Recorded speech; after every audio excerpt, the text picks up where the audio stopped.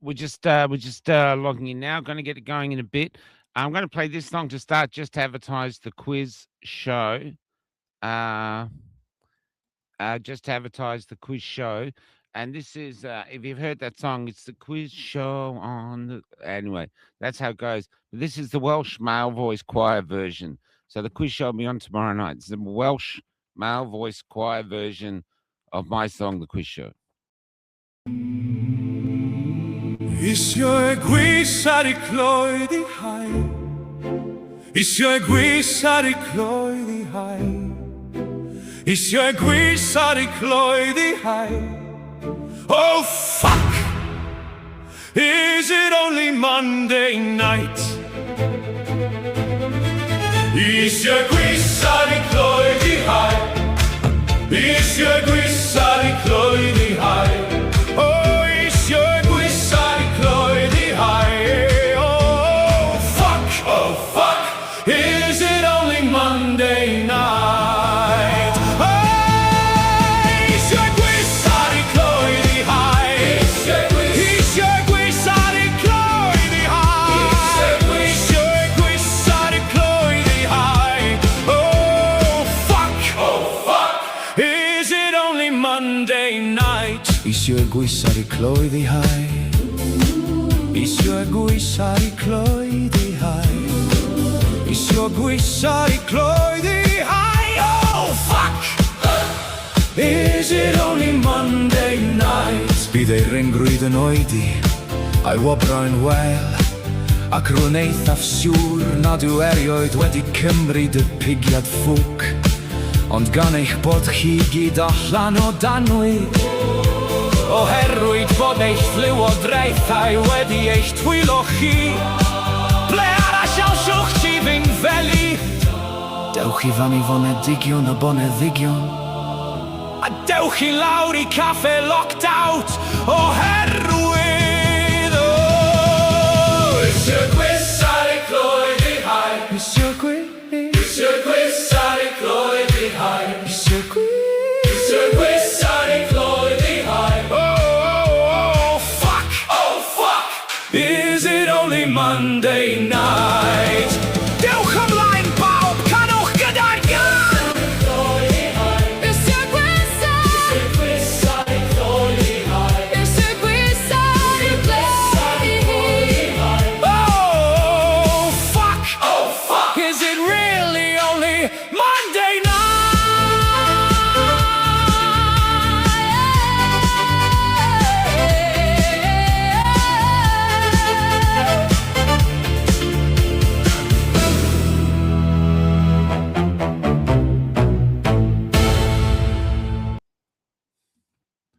There you go, Welsh male voice choir version. Good morning, Mr. Stapleton. How you doing? You're sounding a bit blurry. Hopefully that's not gonna. That's not my thing. I've got Starlink going and stuff like this. So, do I look blurry to you? No, clear as a bell. Oh, okay. Hyper real, in Good. fact. Okay, now you've written an article about Miana this morning, which is really interesting. So, should we just get in our guest, or is there anything else you'd like to say before we do? Or do you want me to just do a little intro or what? Yeah, sure. I love your intros. Go ahead. We can do a little intro. So look, this story came about. Michael interviewed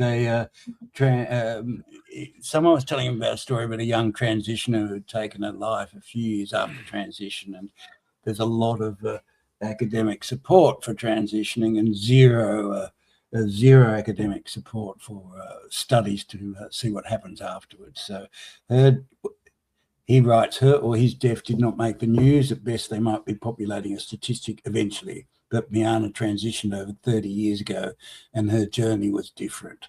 Society then forced anyone who wanted to transition to jump through numerous hoops with one goal: to make sure they, the transitioner, and the surgical team were all convinced that this was the correct course of action. Since then, Miana has played professional golf and travelled the world. It hasn't always been easy, but that's life. And it's relatively rare thing in Australia. We're an old sub-editor where I worked at the Sydney Morning Herald transition back in the 80s. And there's a very famous book called Conundrum about transitioning, which I think was from the 70s, famous travel writer at the time. But it's relatively rare to have someone with this level of experience. So we'd like to welcome Miana on to Cafe Lockdown. Here she is. Well, hello, both of you. How are Michael, you? lovely to see you again. And Lovely to see you, babe. hey, Yeah. lovely to meet you too, John. Yeah, thank you. The last time I think I saw you was at the Adelaide thing where I was dressed as a hippie. Yeah, I think that's You one were of the the last hippie. times. Yeah, well, Yeah, I was a hippie. It's like Superman. I just took it off and underneath I was super hippie. you just got dressed, you mean? Yeah, that's right. That's right. Yeah. Now, but first off, how have you been?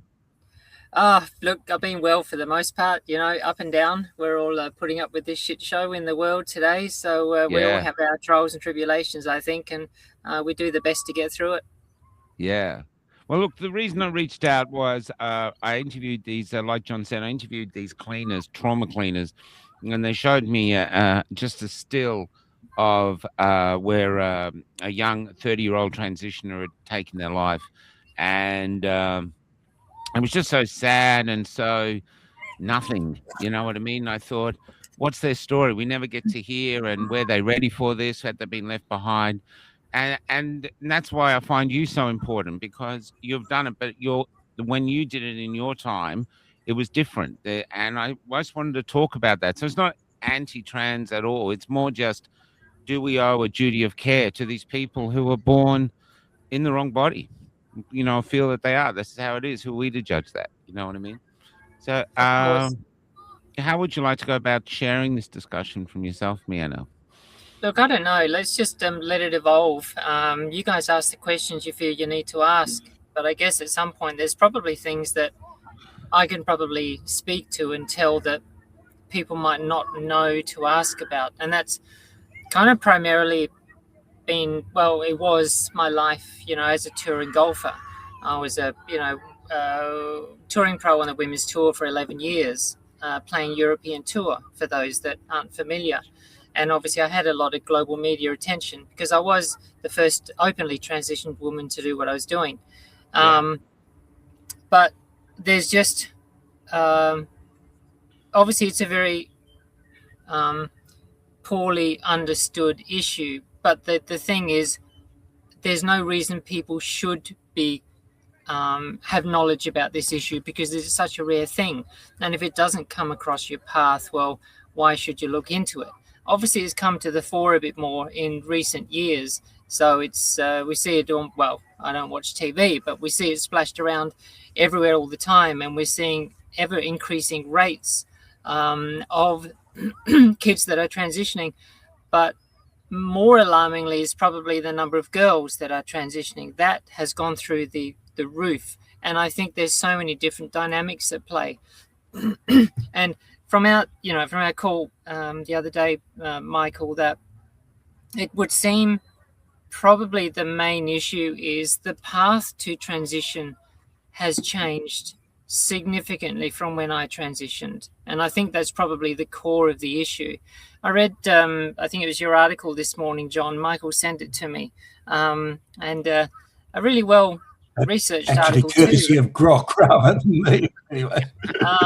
Okay. Well, look, Yeah, at least, Grok. He typed the prompt. He typed the prompt. He said, "Write me an article on trans." Yeah. Right. Okay. Yeah. I was surprised. I thought, geez, he's really dug into this in the last couple of days. Well, there you go. I wrote the bottom myself. Yeah. There's, when I went through transition, you really had to jump through hoops, and you really, really had to convince doctors and everyone around you that this was the right choice for us, for me, going through it, because it's permanent and it's irreversible. That's it. You go through, especially surgical intervention, that's it. You don't put the bits back. And for girls going through this, they go through having the changes with testosterone and having breasts removed. Oh my God. I mean, I'm You just know, going to they show make this the wrong picture. I didn't want decision. to do it, but this is because the interesting thing about this, Mayana, is when you transitioned, you didn't have access really to Instagram, did you? You know, it wasn't a, No, oh, I'm no, going to transition. I'm It going to put my was, whole journey online so you can follow me. Do you know, which no. There wasn't. yeah, There wasn't the reinforcement, and it really. I don't know if it's the right term to use, but it almost seems to have become trendy today. And that's then there's a that's that's my fear. yeah, there's a lot of and people it's call it a social contagion. Do you think that's fair enough? yeah, It's a yeah. social contagion. I would Plus, there's agree, billions of and I dollars think it's involved. quite awful. Billions and billions. Mm. And you know the amount of the pressure some kids feel, and obviously we know what it's like as kids. You know, with all of our insecurities and changes going on around us, and peer group pressure, and um, to find something to hang on our hook, to cling to, go, oh, that's me, great, to feel a belonging. I think that's probably something as kids that is so crucial. But this is a huge thing um, to hang on your hook um, and to go through with gusto. And unfortunately, as we're seeing that so many are getting caught up almost in this momentum and the rah-rah and yes, you're amazing, you're so courageous, oh, this is so cool, this is really good, and go Yeah. through it and then come out the end, and it's almost like someone removes the veil and they go snap, and they wake up and go, shit, what have I just done? Yeah. Like this And was Have you ever maybe had the that Facebook. yourself? Have you ever had any regret? oh no, none at all. No, So it was right for you. Yeah. But I mean, like I said, I was seeing a psychiatrist for 7 years prior to this, because I mean, I went there myself. Um, do I believe? I did an Yanni's? essay at So I see that university comment. on the. That's Jason. No, this- I've actually played with Yanni Singh once. I played a practice round at Royal Sydney, and Oh, really? look, I don't know. I wouldn't see Yanni. Look, just a look. There's so I many. don't know who it is. I don't know who it is. I don't follow sport at all. I've got to look. Oh, it up. Yanni was a rock star. What a player! Wow, just, number one for a while, and it's really kind of tearing through it. But anyway, I digressed. Sorry. No, I interviewed. Sorry, I did a assignment for university back in the 1970s, interviewing all the drag queens in Sydney, right? And they all said the same thing. This was before transitioning became an easy thing, and they all said the same thing, basically, that they felt like they'd been born in the wrong body. But it was incredibly rare. To your point. Do you think that's right? That people just feel like they've been born in the wrong body, or? Look, I guess it's an easy phrase to use to explain it. I don't really like using the term. I mean, my view is still, look, this is one of the weirdest things on the planet. Seriously, you know, how can somebody be born so wrong in this context? I still don't get it today. I still don't think it makes sense. I do believe fundamentally it's a mental illness, fundamentally. And, you know, for many of us, we just doing the best we can. I mean, I lived for years with this kind of anxiety, depression, all the various issues along the way, and which got to a point of really deep depression and, you know, suicidal, and just thought, look, I can't do this anymore. I tried almost every other avenue or hoop that I could go through to question and challenge this myself, even by seeing a psychiatrist. And I just thought, look, okay, I've got to do this. I can't go on anymore. It's either death or I'm going to make the best effort at life. So, and you know, here I am, whatever it is, how many, 31 years later, you know, 95, I guess I started transition in about 92. So, you know, this brings in another dynamic as well, which is what's termed the lived, what do they call it? The real life test, or the lived test. Where you've got to kind of live as your adopted sex, if you like, and really prove to yourself, but also the doctors around, that you can function in normal daily life, working, friends, social life, everything, and get through. Like it's not, surgery isn't going to change any of that. We're not going to all of a sudden, it's not like we're going to blossom like a caterpillar into a butterfly and come out of this cocoon. It doesn't happen. Like nothing's different. You go through and have surgery, and you're the same person you was the day before. It's Yeah, that must have different. been amazing. Yeah, Still feel You know, you know. yeah. So, and it's funny because John, you actually mentioned. Well, I don't know if you know that your article referenced the introduction of the gender reassignment clinic or a team in Melbourne in the 70s with two doctors. Yeah. One was Trudy Kennedy, and I actually saw Trudy Kennedy once, Wow. and they had an appointment. And tell you what, she scared the crap out of me. Why? Really, well, I don't know. For those people that have seen psychiatrists, they you know their role is to challenge you, really like poke you, not be comforting and oh you poor thing and come in. Oh, let's just no, like they Yeah. really got to kind of poke it because they got to pick things out of you, and especially with this kind of thing going in for surgery, they got to come in and go, you want to do what?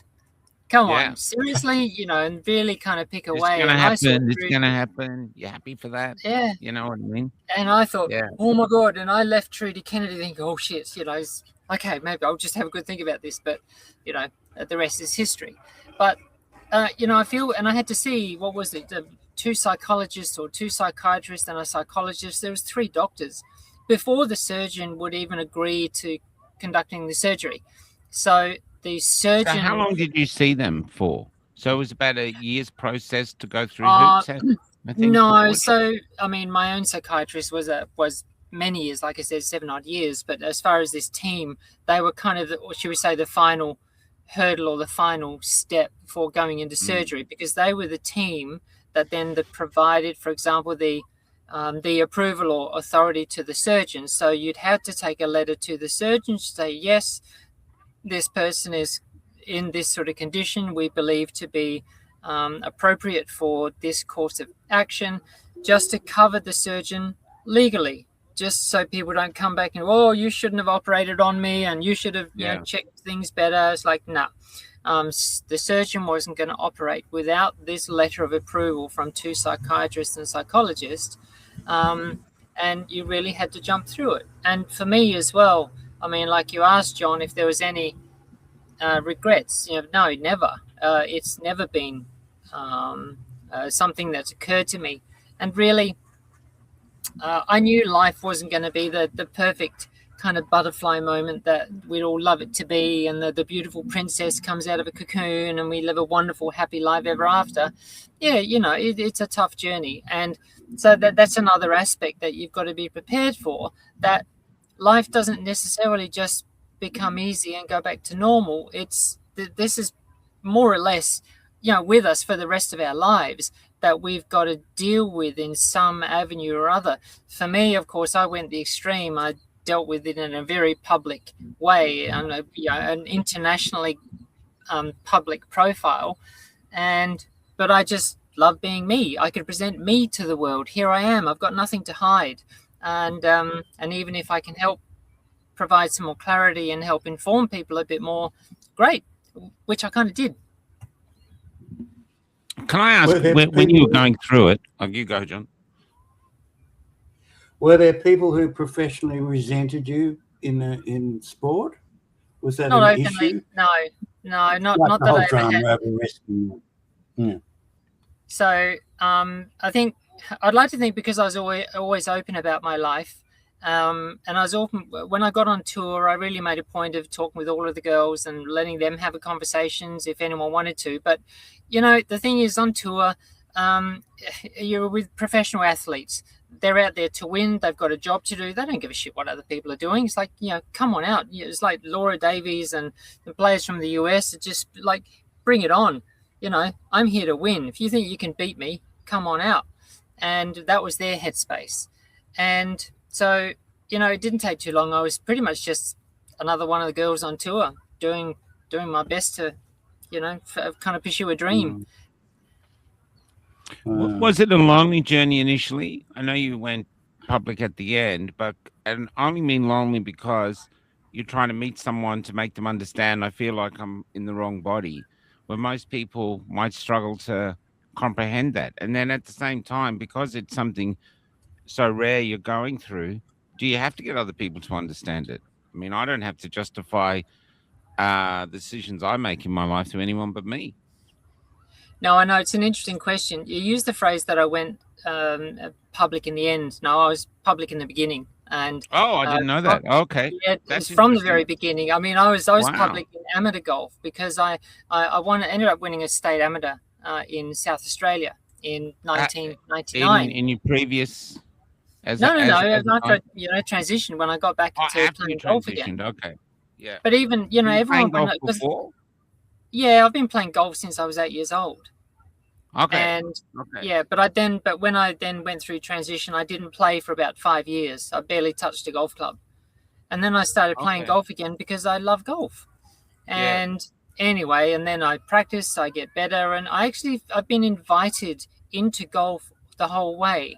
I never expected that I'd be able to do this. When I did transition, I crossed professional golf off the list. It's like, okay, nice dream, but let's just, forget that one. But then I got invited to join, amateur golf teams and play events, and the kind of the journey went on from there. The human dynamic is this thing of fear of the unknown, and I was this unknown, and I very quickly learned that just speaking about my life got rid of that fear for people. It kind of shattered Yeah. it, and then people move on. And so by being open in the golf world and with all of the players, I just felt removed that stigma and questions they had. And I was like, oh yeah, okay, just keep going. Most of them ended up, they forgot about it, after a year Yeah. or so. And I was just another one on tour. Yeah. Really. I saw So, that in Tasmania. I was working West Point Casino, and this must maybe about 30 years ago too. And there was a transition woman there on the front desk all night. As and I think there was a novelty when she first turned up. We're all thinking, "Wow, you know what I mean? This is because you don't meet them rare. It's like meeting unicorn. You know what I mean? They're rare."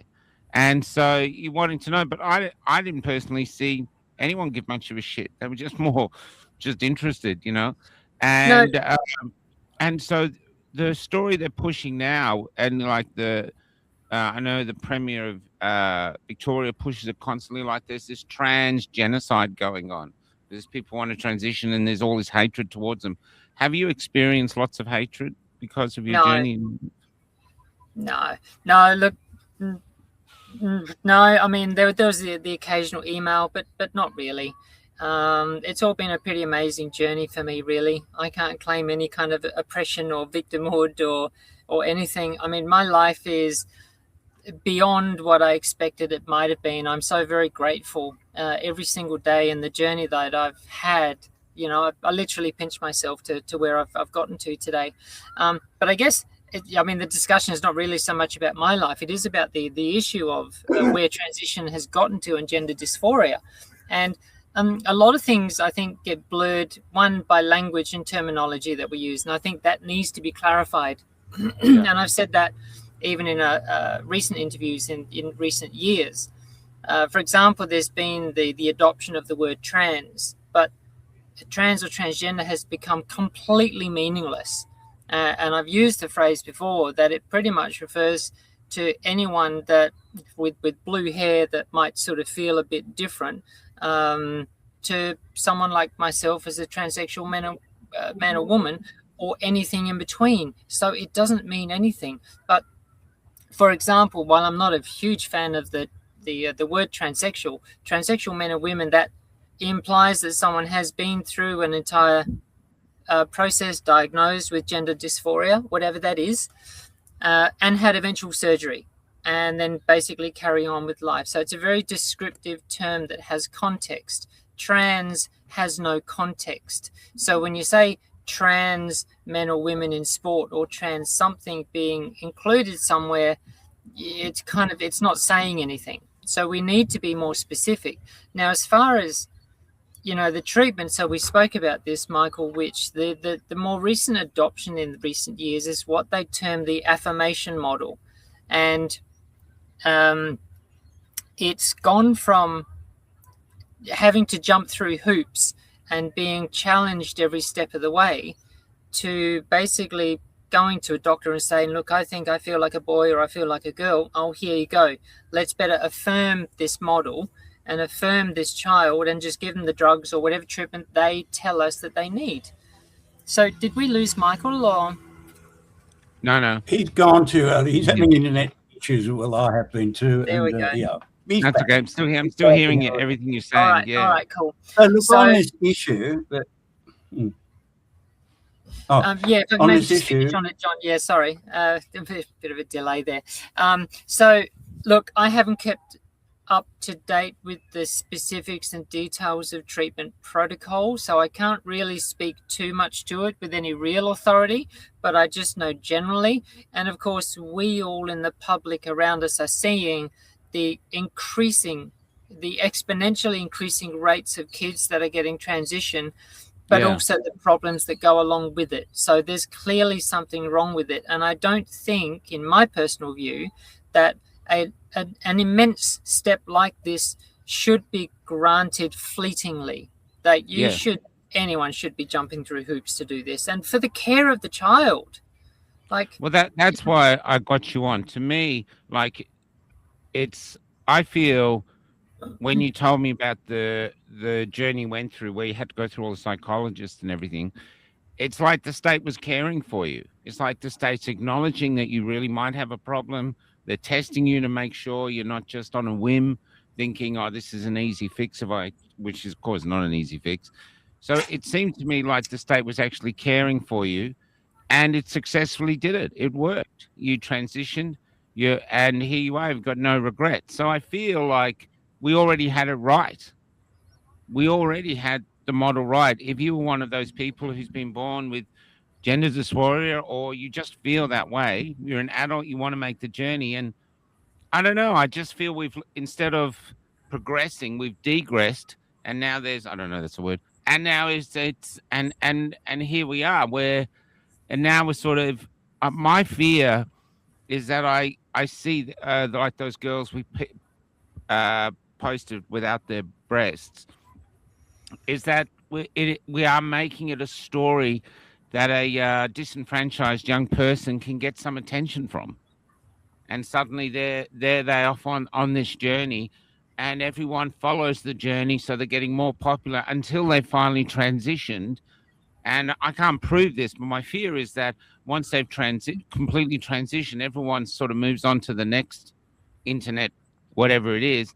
And this person who might not have wanted to got here, and this is what the detransitioners talk about, that suddenly I got here and now I can't get back. And so I think it's such a profound journey that we need a duty of care to those who want to take it, to make sure, just to give them the best chance of having the best life they can, with, trying to fix this problem that they have.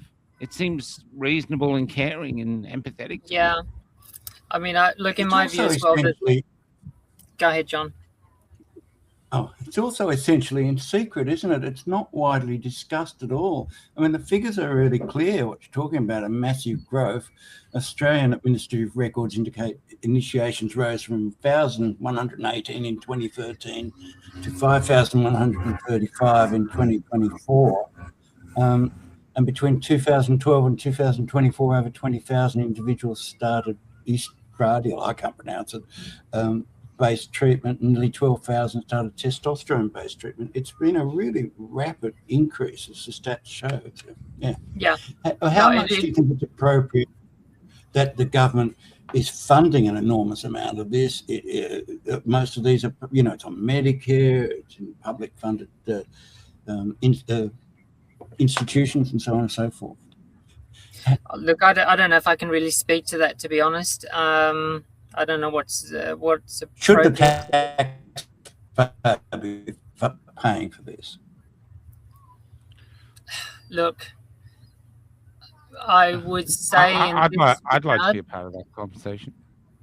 I'd say if anything is, shall we say, a recognised medical condition, then if medical conditions are getting covered by tax or by Medicare or whatever it is, then why not this? If it is recognised condition. Back when I transitioned, it wasn't, and we had to pay for it ourselves. So what was covered, for example, some basic things were covered under Medicare, I had private health cover, so that covered an operating room visit as well as an anaesthetist. They're just kind of a general service. But for the specific surgery, it was deemed elective cosmetic surgery, and we had to pay for it. And obviously, it wasn't expensive then as it is now. But again, this is all relative. So it's this context. If it's recognised as some form of medical condition, well, sure, then it should be funded. But let's say, if we could say someone wanting a nose fix or some big boobs or something like that. I mean, you can't really argue that's a medical condition. That's an elective cosmetic procedure. Sure, you go and pay for that. So that one, I think, for an appropriate medical condition and appropriate protocol leading up to it, sure, why not? Can we talk about the other issue going on now? I think you brought up the affirmation model, where, here's this kid, I want to be a girl, I want to be a boy. Okay, straight onto puberty blockers, let's go. And this is my concern. It's about the children, even young teens, even in the early 18s, 20s, because that's my concern, is making it too easy and almost like pushing them. And this is what they're saying now, that the teachers actually actively ask the kids, if this is what we're hearing, if they're thinking they could be in the wrong body, wrong genders, and the child doesn't, and the teacher and the child don't have to tell the parents, so the parents don't know. And that if the parents do find out, and because I was speaking to a dad whose son wanted to transition, and the dad was clearly told if he doesn't support it, the child will be removed. It's just outrageous. Yeah, this is my thing. This is crazy town. You know what I mean? And yeah, where it's more. This is a really serious medical condition that has the chance of a good outcome, and you're evidence of that. Despite everything, this is it. Here you are. You've said yourself, you've no regrets. And that's what I think, that I just can't understand why we're having discussion, why we're just sort of pushing this, because you live on the road too. And it amazes me, we go down to town, and Tucker Carlson said it's like religion now. Trans flags everywhere. This is a LGBT-friendly town. Like, I think some town I went into, so what, previous to the post, what you were poofter bashing like crazy and go, guys, we got to stop now, this is old-fashioned now, put up the poster, now we've got to, it's just like it's been forced down our throats. And because it's been forced down our throats, I think it's raising animosity towards this instead of actually being, to me, I don't know. I mean, look, we grew up with Danny LaRue. We grew up with things around us, Eddie Izzard and all these things. No one gave a crap. They were funny. We seem to have been accepting it. And you're evidence of that too, that you haven't had that much trouble. So it's almost like making a problem where there's no problem, and then we're the problem now. It's so still crazy. We've got these dead kids. Yeah, I know. For me, this is part of a much broader issue that we need to step back, which is our kind of woke society. I think John's on the way.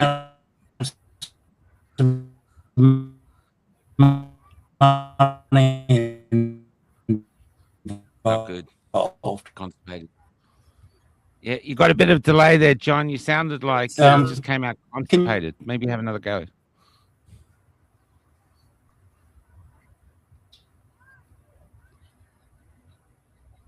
You haven't got anything else running in the background on your computer, John? Yeah, can you hear us, John? You just really froze and just broke. You might even want to try popping back in.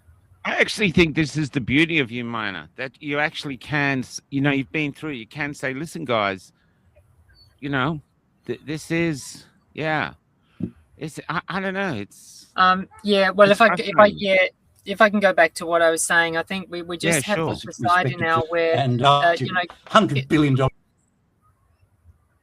I'll kick him out and see if he can.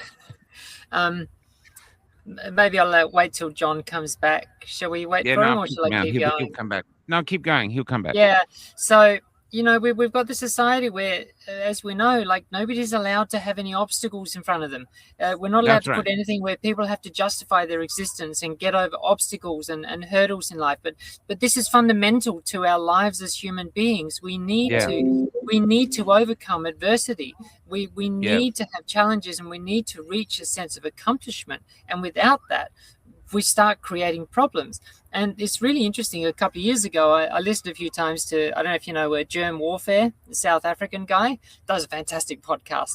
Really touches. Oh yeah, if you haven't heard him, Michael, Don't you let should out your totally conspiracy hear him. theorists behind it. We're trying to reach a different crowd. I know.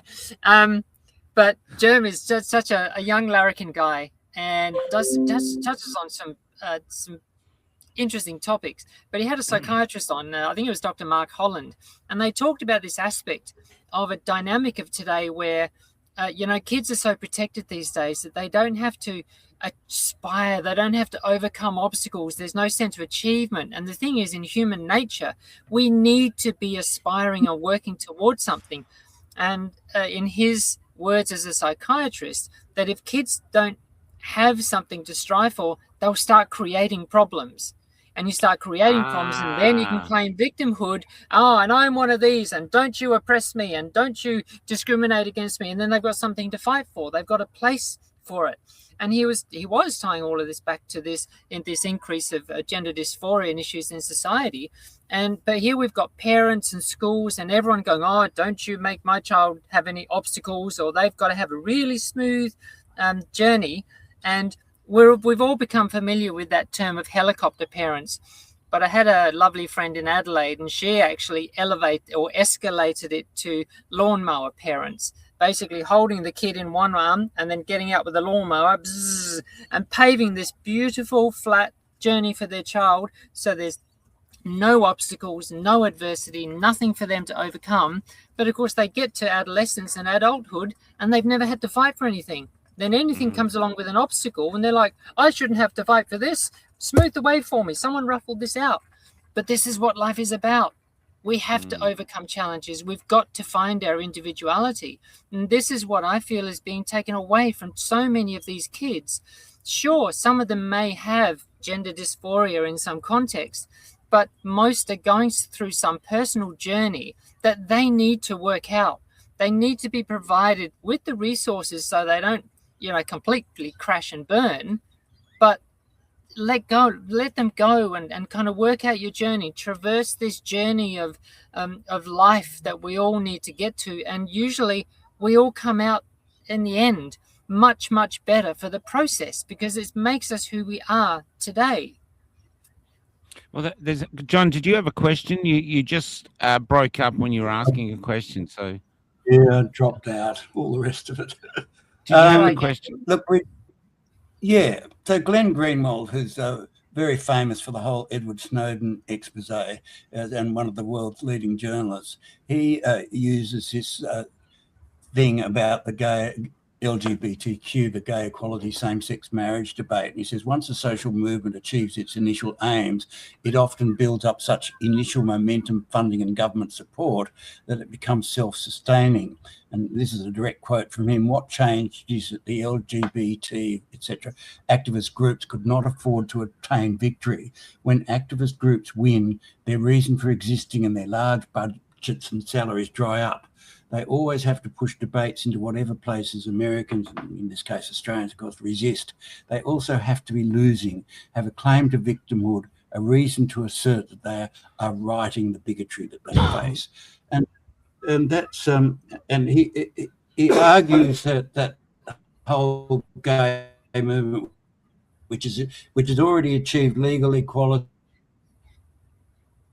marriage equality, etc., because there were hundreds of millions across the spectrum employed and a huge social movement, that they have to keep going. They have to find a new target, and that's why you get all these claims of trans genocide and all the rest of it. So, what do you think about that argument? That's really, really interesting. I've actually said it a few times, and I don't know if I've said it publicly, so this is probably going to be a little bit of a controversial statement that I'll make. but also if you have a think about the LGBT groups, movements, progress, so much wonderful work has been done. There was absolutely a place and need for them to be established because people, gay and lesbians, were being oppressed, beaten, killed, discriminated, everything. And it was time to stand up and say, hey, we're here, we exist. For God's sake, can you just get over yourselves and at least just let us exist and let us be? Now, I think activist groups, in my view, there is absolutely a role, but if you get down to it, the fundamental purpose is to acquire acceptance and visibility in society as a difference. And really, there should be an end goal in mind. And the end goal should be the group's obsolescence. They should get to a point where, if successful, it means gay and lesbian people and people of difference are just acknowledged and accepted in society.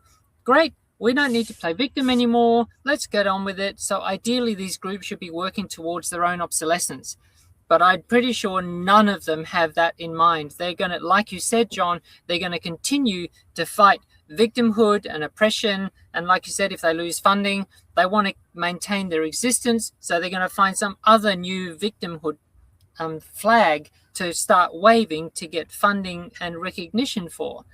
And it's probably a difficult line to draw, as in, when has an activist group actually achieved their goal, and are they needed any longer? Yeah. Another question here. This is because it's the question they have now. You have the right and the left saying, the right is saying you can't change biology, so and the left is saying that sex you're born with, a gender are completely different. That's another argument going on. What are your thoughts on that thing? So when you transitioned, what were you hoping to get from the transition? If you knew biology couldn't change, you knew you couldn't get a uterus and stuff. So what was it that helped you fix whatever was, driving you almost to suicide previous? What was the change? Like, fundamentally, I guess, is providing a congruence for how I feel, we feel, and our physical body and how we present to the world around us. So just for sake of clarity, I'm under no delusion that I've changed sex. You can't change sex. Sex is binary and it's immutable. You do not change sex. I still have, for me, XY chromosomes. Physiologically and biologically, I'm male. That will never, ever change. I present myself as a woman in society and do the best that I can. And I like to think that I exercise some level of respect for society. And I guess I just hope I'd get that back. And generally, for the last 3 decades, that's been absolutely fine. And that's how it is. I don't go and barge in anywhere that I don't feel I belong. I don't have many friends in my position, but we all agree as well. There's just certain places that we don't go. We know that we don't have a right to go, but we're fine being able to live through life. So it's almost like those of us that do transition with surgical intervention seem to usually have a realistic view on life and the physical circumstances that we're in. But it's almost like the less someone does in the sense of medical intervention, the more vocal they want to become, or they do become, in demanding that society around them accept who they are and what they say they are, with kind of doing less work themselves. So less work they do, they want society around them to accept whoever the hell they want to say they are. Can I say another interesting thing? Once you'd actually transitioned, did another journey begin then? So, okay, I fixed that, whatever problem that was with me. Now I'm going looking for who I am. Did you actually start a journey of going, oh, who am I now? Was it different from who you were before? Yeah, it's interesting because, so I've often said for many years in my own journey, while I was going through the deepest of my dilemma, it was almost as if a pause button was clicked onto my life, and I was just so consumed with my own life and thoughts and cycling around. I was going through daily motions, get a job, earn money, eat, sleep, and so on. But when I finally had surgery and completed transition, it's like that pause button was lifted, and it's like, oh, wow, his life, but I've just missed out on about 15 years of life, and I got no idea who I am. So here I am, in mid 20s, late 20s, getting into 30s, but pretty much just a teenager still, as far as and I use the term lightly, as a woman, living as a woman. I've got to go find myself and learn myself and who I am. And so much of that comes through us. So there is this incongruence with the world around us. They're viewing this kind of adult that's behaving like a freaking child in some respects, because we are a teenager still. So things take a little while to sort of get back in sync again. But that's our journey. And the journey of discovering ourselves cannot be fast-tracked. You can't skip it. You've got to travel. We all have to travel that journey regardless of how old we are or what's happening in our life. And we get there. And so it's certainly an interesting journey. Time lags. Can I ask about personal relationships? Because I published this book some years back called She Said, She Said, which I've sent the link through to Michael. But it's a great cover. I love the cover. And she was the author, Anne Reid. She was a Brisbane housewife with a husband, 3 kids. He was butch as, by all reports, liked his still played football, and was an ex-army, rugged male. And one day he just sits down with her and says, "We need to talk." And it just came completely out of the blue for this woman. And she was so bewildered and confounded by it, because they stayed together. So suddenly, from having this butch army bloke, she's in a same-sex relationship. So the whole thing was, and she wrote this really interesting and moving book about the whole thing, which was introduced here by Kate McGregor, who you might know, and in Sydney, and got a bit of coverage anyway on the ABC, etc. So how did your personal relations change? What did your parents say and think? What did your lovers and all the rest of it, all that? Look, I was lucky to have, supportive parents. My parents are always lovely, supportive. My sister, love them all to pieces. And so I was very lucky. I transitioned. I was at the same job for 16 years. I was there for 8 years. Then I transitioned. Then I came back and I was there for another 8 years. And, after a couple of years, the guys just forgot about my journey. A lot of my friends and social life, that changed, which is understandable. And, different interests and, different sex for all sense and purposes. And, I don't know. It was all good. It's just one of those things you go through. Things change. Yeah, we had a sub-editor at the Sydney Morning Herald in the early 80s that went off and transitioned, and it was so unusual. And so we were all called together on the news floor and told how to behave when she came back, and we were to treat her as a normal person, blah, blah, blah. And now, having known her all these decades, she was a fearsome sub-editor. We were all terrified of her as young reporters. But anyway, now I can't even remember what she was like as a bloke. Just cannot remember what she looked like. It's just because she's, decades must be nearly over 40 years, and that was the same thing. She stayed with the same lover. She stayed with a girlfriend. They're still together after all 50 years or something. And there's 2 more questions I have me, and I'm just going to look for this thing. I can't find it now. One other issue, the main issue that we're having, I think that people are getting arced up about, is that a man can decide in the morning, okay, I'm a woman today, and suddenly he's a woman. It's like man and woman, there's no differences. It's like, sliding door, go in and go that. And so suddenly you've got a guy with a beard like me, wants to be seen as a woman, going women's spaces. And this is what's really pissing people off. And the fact that it's been forced into the schools, and I feel their childhood's been taken away. And it makes us question. Suddenly people are asking question, what is a woman and stuff like this, and questions we've never had to ask before because, it's been self-evident. But going back to yourself, I have to say this from the beginning. I've known you. I've interviewed you twice. I've met you. I get on with you. I think of you as a woman. I just do. It's this. I know you've been a man, but you've been through the hard yards. The journey was yours. You had to do it. I think of you as a woman. So that's it. And I think that's because there's been a journey, and I understand the journey. You know what I mean? It was really important for you, and I love you. So it's like, yeah, no worries. But the other thing is going, and this is just the curiosity of us, mine, and this is ones who haven't been on the journey.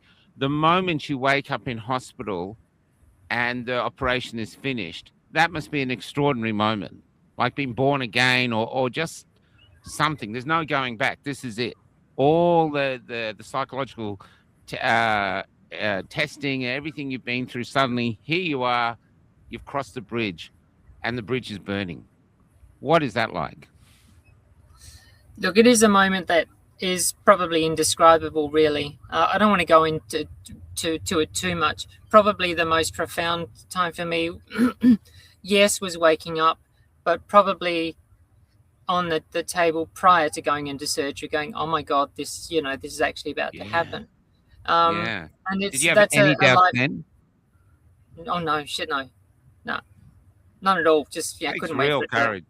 to go and happen. But it takes huge not courage. It's lovely that people say Courage. this, but this has nothing to do with courage. It's survival.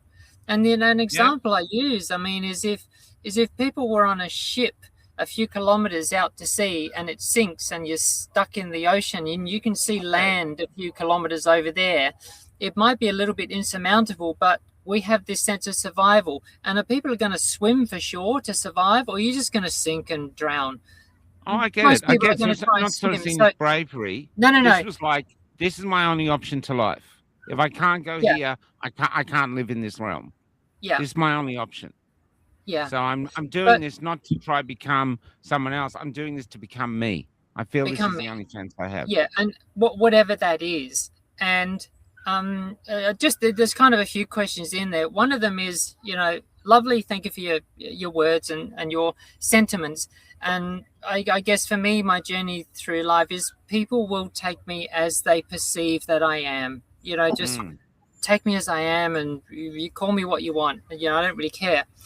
But going back to your very first point of how we've gotten to the point in legislation now in many countries around the world and most states in Australia where, yes, any man can wake up and go, I think I'm a woman. I'm a woman, go to a doctor. Now they can go and get the hormones, get the birth certificate changed, and then get all legal recognition as women in society with no medical intervention whatsoever. And no, that's fucking, no way, that's wrong. That is not right. And this is where things have gone too far. And it's also where it poses a dilemma for me that I've had this journey in professional golf and professional women's sport. But now I'm kind of standing up and basically saying, no, it's gone too far. This can't happen. The people that come first when it comes to women's sport is women and girls. Women and girls should not be trampled for the likes of some mental condition and others that are having a bit of a trouble in society, because in sport, you're talking about physical aspects, a physical performance. And we know that there is a clear physical difference between men and women. We won't need to get into the impacts of transition that play a role in this. But this is also why, I was invited onto SBS Insight a few years ago in 2022 to speak to this issue as well, which is the link that I sent you. And because there needs to be people speaking up for this. And today we've got women like Sal Grover, who made an app for women called Giggle. And, and she's fighting in court to restore the biological, or the definition of biological sex, for God's sake. The lesbians just won a case that it's a lesbian-only space. No, because there were men who were transitioning who said, we're a lesbian, we're trying to get in. And they've won that case. They were thinking of coming on, but they didn't. Yeah. But just going back, though, the reason I said that I think of you as a woman is because we talk about this issue a lot. We are just seen as anti-trans. That's what we're seeing. Really? It's just, oh yeah, non-stop now. Zionist, Oh God. Freemason, every word you can think of, they call us. But the thing is, this got a society, you can't talk about this. If you talk about this, if you question it, okay, you're anti-trans, you're pushing hate and all this. That's the reason I brought it up. You don't need me to Right. define you as a woman. You know this. But on the journey, though, I just want to bring up this other guy. I met an English mechanic who restores old cars. I won't play the whole thing, but when I met him, he wanted to do an interview. Authoritarian sort of rule coming in. It's just been coming in and coming in. And he was born really, and most of the people who are standing up to it are in. But when I was watching him, his name's Martin. You'll find the interview. It's a really great interview. He's changing. He says, I'm changing. I'm doing my hair. I'm wearing my nails. So he wears these long nails that are his nails, and he works on mechanics. And I said, how do you not crack a nail? And he goes, I work carefully. And and you can see, but you could see that he is. You could feel it in him. He's sort of, I don't know if he's actually going to do the full transition, but I thought this is really interesting because it happens in other animals, happens in frogs, happens in this. I don't know. It's just the sort of thinking there are certain things that we just don't understand about how life works. You know what I mean? So it's been interesting finding this on the way, you know? So, and we did grow up in a, like I'm 60. So I grew up under this Catholic where everything was clearly defined. That's a man, that's a woman, and they're gay. And I think I was sitting at a dinner party once and I got in a lot of trouble because I was just like eating. And some woman said, homosexuals aren't real. They just do it to defy God. And I just said, you don't take a cock up your ass unless you like it, love. And there's, and it was just like, you know, I wasn't re-invited back, but that's the truth. That's the fucking truth. Yeah. You know what I mean? Sorry, I know it's early morning, but to me, it was like this want to hate, want to do this, and it was just, that's gone. And it's like Shakespeare says, we don't know about that. I know I can't say his quote, but we don't know how it all works. And there's all these things in it. And it must have been really tough for you to try to explain to people, I think I'm a woman in your era. It must have been so tough in that era to go, yeah, what? You know, it's just... you think, you know, you mean a drag queen? You want to be a drag queen? You want to be a showgirl? You know, and so that, you know, so it's I really admire you for coming on because you're talking about a path that hardly any of us take, and you've taken it a long time ago. Now there's more people taking it, and the really only thing behind this is a duty of care to these people that are taking it, just to make sure it's the right path for them because you can't come back. No, you know, no, we've got to look after the kids. So, what do you think? What do you think about that whole idea that we're in a spiritual war, both in the physical realm with Iran and the threat of atomic war just around the corner, and the whole idea that there's also a spiritual, invisible war, and that this whole thing is part of that it's Satan versus God sort of thing, good versus evil, and that this is one of the manifestations of a corrupted physical realm. What do you think about all that stuff that's flying around? You know, there's so much of it. And to be honest, I don't know if I could succinctly put words to it. We've certainly, many of us have discovered that most of life is a lie. It's a freaking lie. Yes. So much of it. And we just keep learning. We're uncovering more and more and more. And it's like, we don't even know what's true anymore. And yes, there's... I don't know, the good and evil and the spiritual war. Yes, I think all of the above. We're being subjected to so much, and I think we can too easily get bogged down in it if we really try and decipher it and work it out.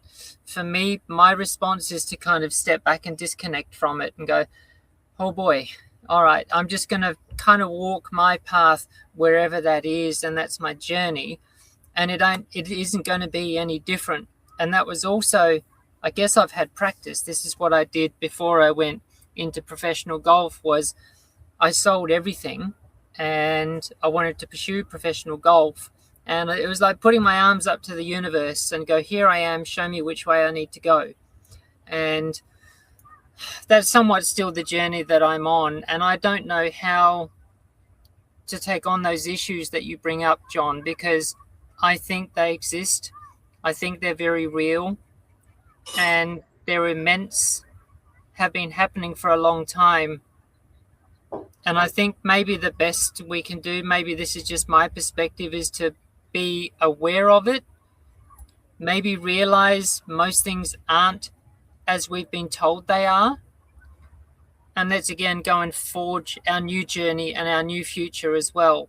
And find the people along the way. Like I've now found you guys, I found Michael and Kelly and Hoodie and so many other people that we've had in this freedom journey. Most of us went to Canberra. You know, we all know what that means. We don't have to explain what going to Canberra meant. That's exactly right. There are so many of us there. And there is this wonderful new family that's not only in Australia but worldwide. And we're growing. We're growing. There is this new future, and we're all walking this new path. And I think these turmoils that you speak of, they need us to be embroiled in their anxiety. They need us to be embroiled in the fight with them. And that's going to keep us in their space. We need to step out of that and go, nah, that doesn't serve us anymore. We're not going to achieve anything by fighting you, by fighting that, because you're already so immense. You've already got the upper hand in this one. We're going to go out and go this way. Here's the light. We're going to go this way.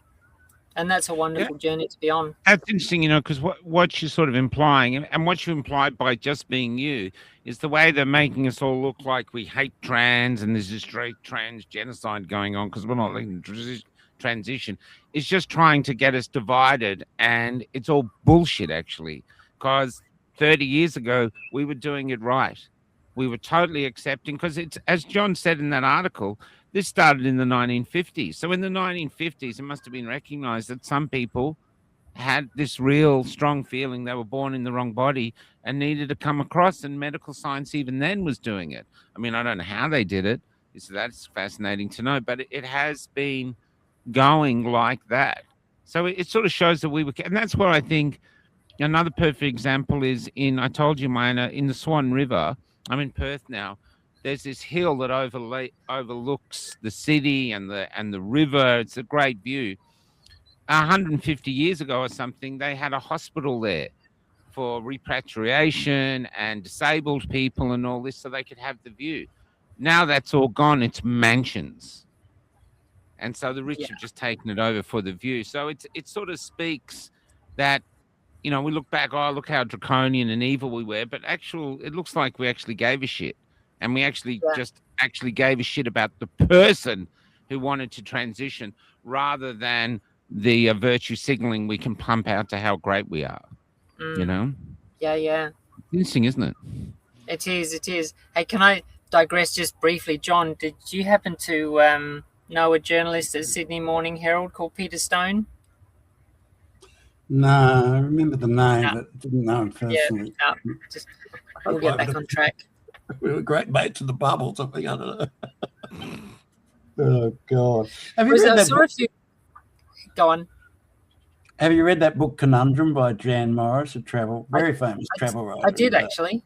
Yeah. It was published in the early 1970s, but that was a testament to how rare it was that he could write that book about going to Bangkok and, you know, the home of the ladyboys, third gender, as they call it. So, but he had to go there to get the op and all that sort of stuff. And it was I thought, really moving book. I don't know what you made of it, but it's interesting. You didn't take to it? No, look, I read it so long ago, I can barely remember the contents of it, to be honest. But it speaks to that, how rare it was that he could write that book, and it was an international phenomenon, as a lot of his books were. It was rare, you know, it was very rare. You had to go overseas. Probably a notable one that I read was it Chula or Caroline Cossey? And she had a book, My Story, and that was also similar through 60s, 70s.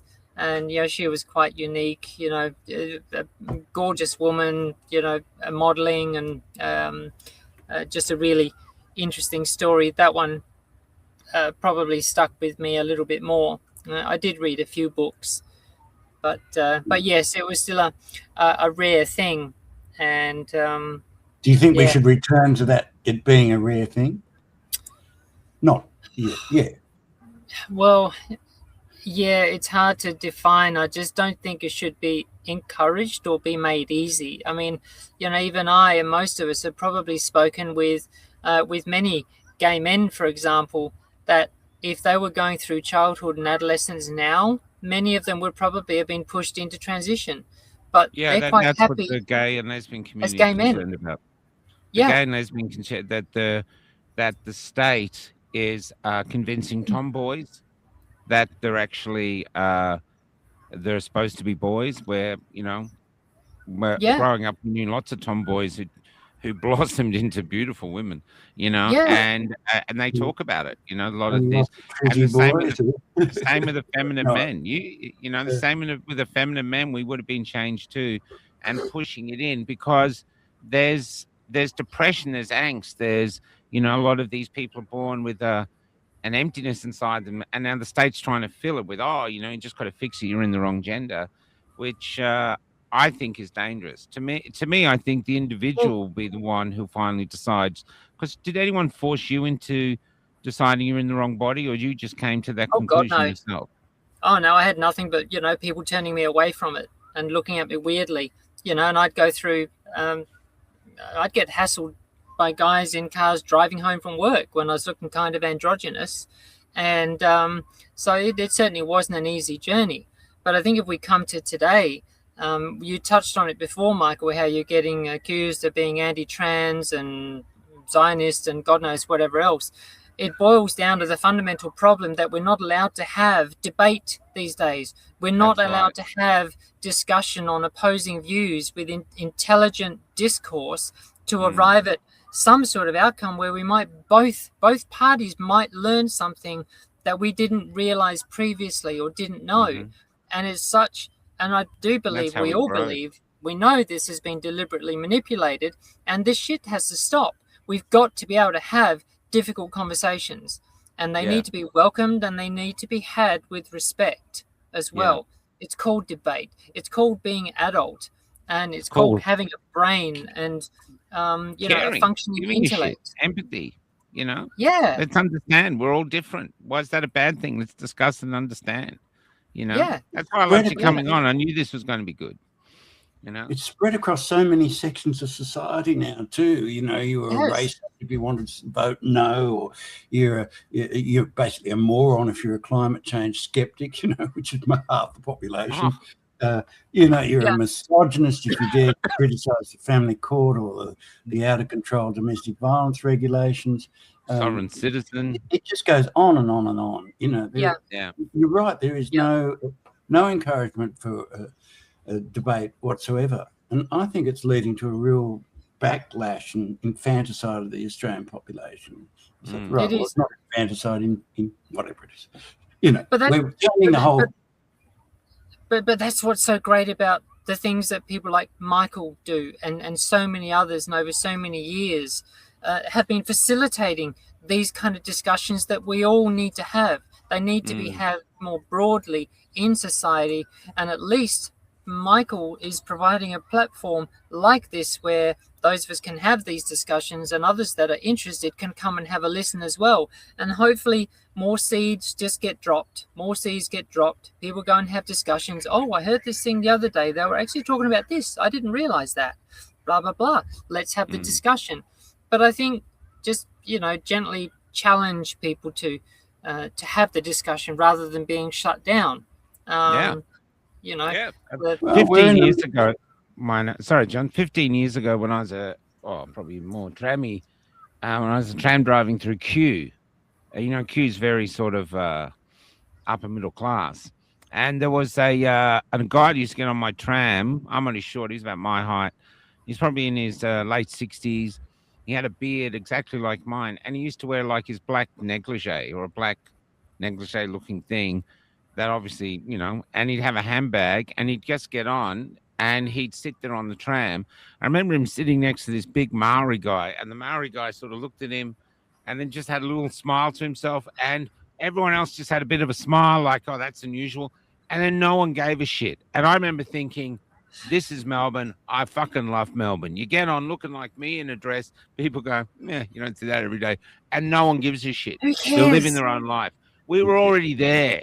We were Yeah. already incredibly tolerant, incredibly accepting. We don't care. In fact, we actually like it. You know what I mean? This is something, we have people come down from the country like, holy crap, man. But no, this is Melbourne, mate. You know what I mean? You haven't gone to King's Cross yet. This is Melbourne. We're like, and I used to love that. And now we got this crazy thing where we're all right wing. We all hate everyone and we're all racist.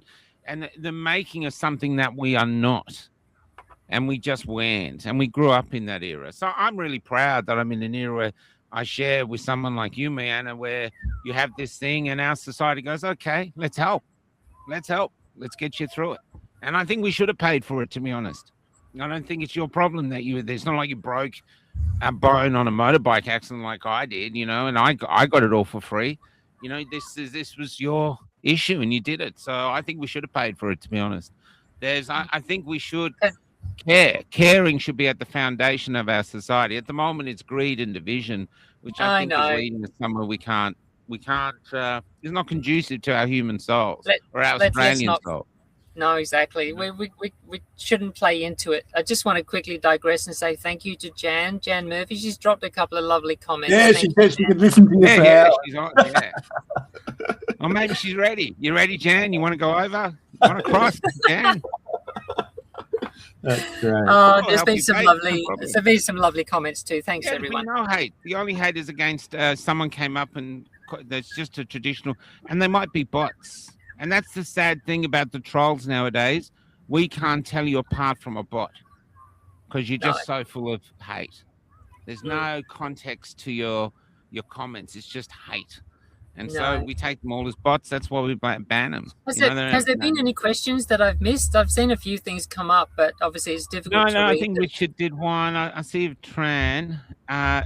What's his name? Jason wants to know Rachel Hetherington. Did Mona play with her? No way. Actually, I never did play with Rachel, but I did meet her a couple of times. We crossed paths.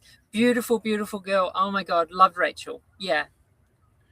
Denise, you also look lovely, but that's she's talking to John. Clearly. I wish. And John is this. And you're welcome. I'd love to see Mona as a regular guest. Look, the thing is about Mariana is once you get this out of the way, and she's actually got a lot to offer on lots of different subjects. This is not like she's not a one-trick pony. This is it. I can do trans stuff. That's all I can talk about, trans stuff. I don't know how anything else works. Yeah, I'll turn the recorder off now. I'm trying to hide the fact how much of a conspiracy theorist she is, so we actually show goes further. If they knew, she's like the transition version of Cafe Lockdown. It's just now on this climate change thing. Yeah, no. And on this gender identity thing, I'm on this Zoom meeting with some people who are transitioning, and sometimes, and it just consumes their entire identity. For years on end, they're talking to each other about which hormones and voice coaches and the dressing advice and the social advice. It just completely consumes them. So it's interesting that we're in the midst of this major revolution in media. Tucker Carlson is getting 50 million views each episode across his platforms, where Michael's getting significant numbers across the various platforms, and the ABC is dying. 1.2 billion dollars for a dying format. So News Limited. Who's going to pay a subscription for the Australian or the Daily Telegraph? And, everyone that watches Sky is over 60. It's just like it's all dying. And so this is a new format, which is really becoming significantly powerful and is a much more user-friendly, much more interesting platform. Well, I don't think the ABC can come back because they don't like us. So they don't want to share stories of the other side. They don't. They've got it's tribal for them now. So they just can't do it. I listened to the other night something called The Chasers, where it was just a propaganda attack on Trump from beginning to end. You know what I mean? It's just there was no balance at all. 1.2 billion. It was just no One balance. I don't point care if you two attack billion Trump, but there was no balance, you know? Yeah. Mm. Anyway, we have another interview to get to, John, at 9:30, and I need to do some other Physical function. movements. Yeah. Thanks for coming on, Mina. So great to They're see you so again. lovely. Yeah. They're No. lovely Yeah, to chat with you again, Michael. Lovely to meet you, John. Thank you so much Yeah, for the opportunity. And, Yeah, I If you hope want you to come come on back and talk on. about any of the other issues, you know, doors always open here. We just love discussion. This is what it is now, discussion. You know? yeah, look, I do have to go soon. I've got an appointment. I've got to get my 11th booster. Yeah. Good luck. I hope you survive this one as well. Yeah, wish me luck. They're literally up to number 10 at the local GP. Oh, we So they really- interviewed Kimberly Biss in America. She's met someone who's had 11. Ew. And a psychiatrist told me the other pharmacist who might talk to us, who's never jabbed anybody. He's getting ready to talk to us. He was talking of someone coming in going, is the new COVID ready here? And they're up to 10. So, you know, maybe it's not a big killer. Who knows? Maybe some people, I don't know. I don't know how any of it works. I don't know. Oh, no. An old Like- hippie in a bus. Yeah, no worries. Okay, I'm going to go. Take care, All right. Mine, and thanks for coming on So back. lovely. Cheers. Thank you, guys. Yeah. Thanks, See you, everyone. John. Very See you nice in to about meet you. 15 minutes. Yeah. Okay. See ya.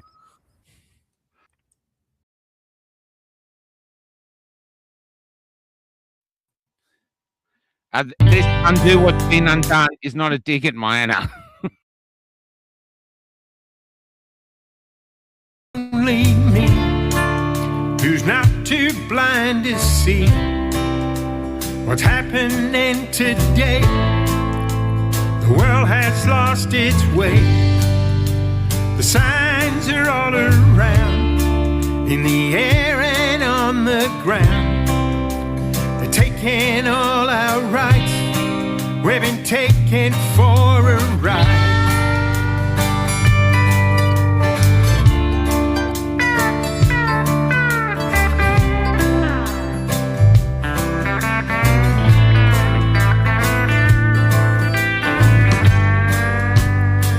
Books always said there'll be deception at the end. Two worlds will collide. It's all hidden in plain sight. There ain't no common sense. It's just college ignorance. The grooming and the lies. Well, it's a devil in disguise. But everyone obeys with what the media portrays. Fighting black against the white, fighting left against the right, fighting woman against man. Do you really understand? Divided we will fall, but united we'll stand tall. Together all as one, let's undo what's been undone.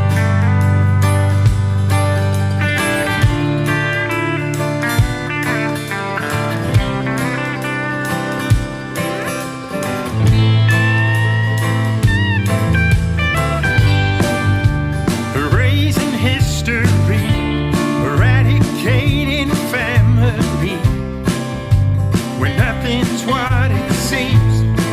Well, that's how the end begins. The writing's on the wall, the dominoes are fixed to fall. You cannot save your skin by selling off your soul. But everyone obeys with what the media portrays. Fighting black against the white, fighting left against the right, fighting woman against man. Do you really understand? Divided we will fall, but united we'll stand tall. Together all as one, let's undo what's been undone.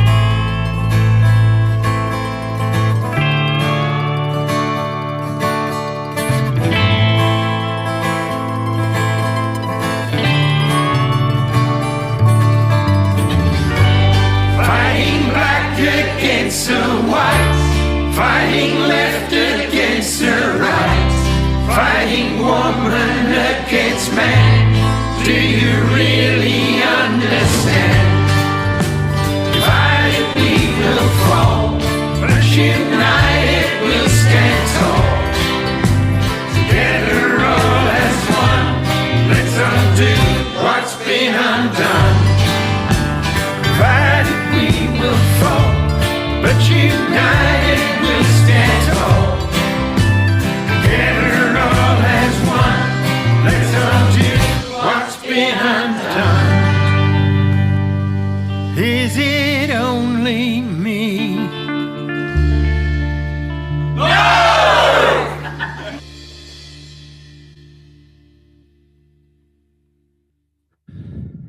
John, can you hear me? Yeah. We have to go on to the other link to do the All next right. show. Yeah.